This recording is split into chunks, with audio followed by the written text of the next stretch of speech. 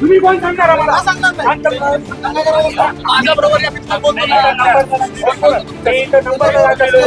नंबरला लागलेलं मी.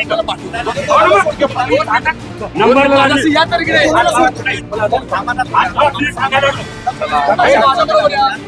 पण माझा नंबर आहे.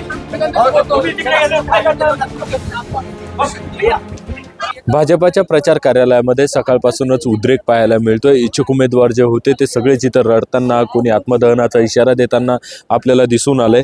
मात्र भाजपा अध्यक्ष माझ्यासोबत आहेत। सर अध्यक्ष आहात, एवढा उद्रेक तुम्हाला या ठिकाणी दिसतोय। सकाळपासूनच खरं तर रिंग लागली आहे, उद्विग्न भावना आहेत, संताप आहे, कसं बघताय सगळ्याकडे? नाही, उद्रेक नाहीये हा कुटुंबावर रागवण्याचा आपल्या कुटुंबातल्या सदस्याचा हक्क आहे, तो बजावतोय। मी कुटुंब प्रमुख म्हणून मला ते मान्य आहे। त्याची इच्छा होती, 10 वर्षानंतर त्याला लढायला मिळत होतं आणि त्याला साहजिक आहे वाटणं की आत्ता 10 वर्षानंतर आपण ते एका राजकारणात काम करायचं तर कुठेतरी जायचं असतं, पण समोर निर्णय करताना पण आपल्याला एकच पद असतात, 12 जण इच्छुक असतात आणि त्यावेळेला समितीच्या समोरही मोठं आव्हान असतं। पण ही काही शेवटची संधी नाही आहे। कुणीही असं की आज आपलं राजकारण संपलं असं समजू यायचं नसतं, आपण कामामध्ये राहायचं असतं। आज कदाचित यापेक्षा उद्या चांगलं होणार आहे हे राजकारणामध्ये नक्की लक्षात ठेवावं किंवा जीवनातच लक्षात ठेवावं। आम्ही सगळेजण कुटुंबात आहोत, हा राग शांत होईल। कसं सावरता शितोळे साहेब? आता यांना सगळ्यांना समजून सांगणं सावरणं पण आता खूप जिकरीचं झाले, कसं? बघा, तुमच्या घरामध्ये एखाद्या आपल्या छोट्या मुलाला काहीतरी एक गिफ्ट पाहिजे, मोबाईल पाहिजे आणि तो देऊ शकत नसतो, रागवतो की नाही? रागवतो। मग तो देता येत असतो का? तर देता येत नसतो। तर तसंच हे कुटुंबातले सदस्य आहेत। भारतीय जनता पार्टी एक संस्काराचा पक्ष आहे। रागवणं, मी ऐकून घेणं हे कुटुंबाचं एक म्हणजे सौंदर्याचं लक्षण आहे की आम्ही इतकं चांगलं आमचं एकोप्याचं कुटुंब आहे, तो आमच्याजवळ येऊन व्यक्त करतोय, कुठे बाहेर जाऊन बंडखोरी करत नाहीये आणि त्यामुळे तो ऐकेल, पुन्हा कामामध्ये लागेल आणि इथे कमळाचा महापौर बसेल। आपल्याच प्रचार कार्यालयात सकाळपासून या सगळ्या नाराजांची संख्या दिसतीये, खूप जास्त त्यांच्या भावना पण व्यक्त होताना। काही जण तर पेट्रोल डिझेल घेऊन आलेत, आत्मदहनाचा पण इशारा होतो आहे। आपल्याच भाजपा कार्यालयात हे होतं, म्हणजे एवढे इच्छुक तेवढे होते की खरंच सगळ्यांना शब्द दिला होता का?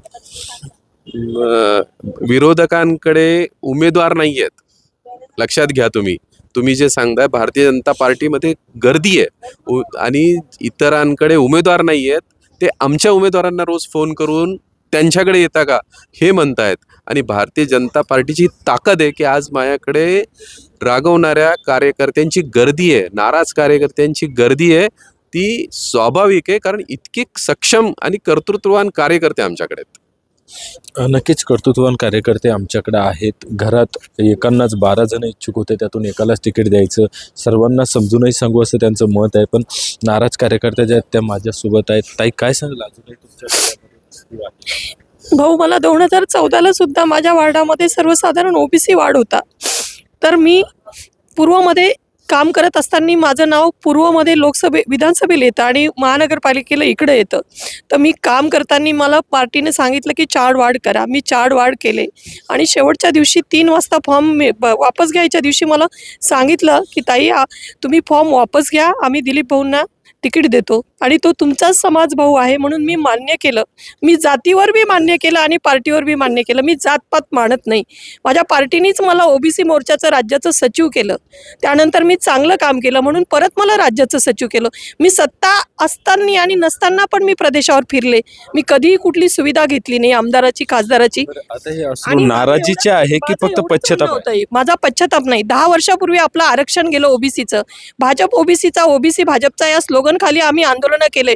माझा अपघात झाला, माझा पुनर्जन्म झाला गाडीमध्ये आणि माझ्या देवाभाऊनी सांगितलं की माझ्या कार्यकर्त्याला सांभाळा। आमचा देवाभाऊ देवासारखा आमच्या सगळ्या बहिणीच्या पाठीशी आहे। आम्ही मतदान तर देतो आणि आमचा वेळ पण पार्टीसाठी देतो, त्यामुळे आमचा अधिकचा हक्क पार्टीवर आहे। त्यामुळे माझा एक प्रामाणिक, माझ्या देवाभाऊला प्रामाणिक आणि माझ्या नेत्यांना इच्छा होती की आता आम्ही ज्या कार्यकर्त्यांनी आंदोलनं केले, ज्या ओबीसी महिलांनी केले, मी ओबीसी महिलांबद्दल बोलते पहिले, तर ती ही माझी एक पूजा होती। पूजानी आणि आम्ही किती केसेस केले, 8 दिवस झाले आमचे नेत्यांनी आम्हाला साधं बघितलं नाही की तुमच्या कोर्टात केसेस आहे का, तुम्हाला फॉर्म भरायचा। आम्ही मी तर फॉर्म सुद्धा भरला नाही। मी 2 वाजेपर्यंत जाऊन आता राग कसला आहे मग राग नाराजी असा आहे की मला वाटलं होतं की मला नाही देणार, मी राज्याची सेक्रेटरी आहे, माझी जबाबदारी मोठी आहे, नाही देणार मला. आम्हाला शब्द दिला होता की तुम्ही फॉर्म भरायचा आणि मी मान्य केला. मी 2 वाजेपर्यंत वाट बघितली. मला सांगितलं माझ्या अध्यक्षांनी तुझं नाव सर्वेत आलं नाही. मला दुःख याचं झालं की एक नगरसेवक मला म्हणतोय की माझ्या बायकोला तिकीट नकोय, तो सांगून मी प्रवास करते वार्डामध्ये 17 दिवस झाले आणि आता त्याचं सर्वेत नाव येतंय. म्हणजे हे सरप्राईज आहे. आणि माझ्या पूजाला यांना सर्वेत नाव येऊन तिकीट मिळत नाही, महिला ओबीसीला ओपनला तिकीट मिळत नाही. मग आम्ही संघटना म्हणून संघटनेनंतर नेता घडतो. प्रत्येक नेता हा संघटनेतून आला. कुठलाही नेता मंत्री झाला या शहराचा तो एकटा 1000 लोक घेऊन संघटना घेऊन नाही आला. त्यामुळे तुमचे आम्ही शहर अध्यक्ष सांगतायत तुमचे शहर अध्यक्ष सांगतात की सगळ्यांनाच खुश ठेवणं शक्य नाही. काही जणांना जर एका जणांनाच फक्त निवडायचं आहे तर काही जण नाराज होतीलच. त्यांच्या समोरही तशा त्यांच्या भावना आहेत. कसं बघताय या सगळ्या गोष्टीकडे? अध्यक्ष जरी म्हणत असतील की सगळ्यांना खुश ठेवणं जमत नाही, परंतु आम्ही इतके वर्षापासून काम करतो आणि प्रत्येक वेळेला अध्यक्ष असतील किंवा मुख्यमंत्री असतील किंवा आमदार खासदार असतील मंत्री असतील हे प्रत्येक वेळेस सांगता की घरामध्ये कोणाचे तिकीट देणार नाही, कोणाच्या बायकांना देणार नाही, कार्यकर्त्यांच्या महिला बायकांना तिकीट देणार नाही. मग आता जेव्हा आमचे नावं सर्वेमध्ये आलेले होते, आमचे नावं नंबर 1 मध्ये आलेले होते, जेव्हा फायनल यादी झाली तेव्हा आमचे नावं होते उमेदवारीसाठी, मग अचानक आमचे नावं का बरं कट करावं लागले यांना? आम्हाला का उमेदवारी मिळू शकली नाही? एकीकडं इच्छुक उमेदवारांचा संताप आहे तर दुसरीकडं परिवारातीलच अनेक जण इच्छुक असतील, त्यातून एक जण निवडायचा तर स्वाभाविक बाकीच्यांची नाराजी ती घ्यावी लागेल आणि त्याची जबाबदारी मी घेतो असं भाजपच्या शहर अध्यक्षांनी सांगितलंय. अविनाश कानडजे, न्यूज 18 लोकमत, छत्रपती संभाजीनगर.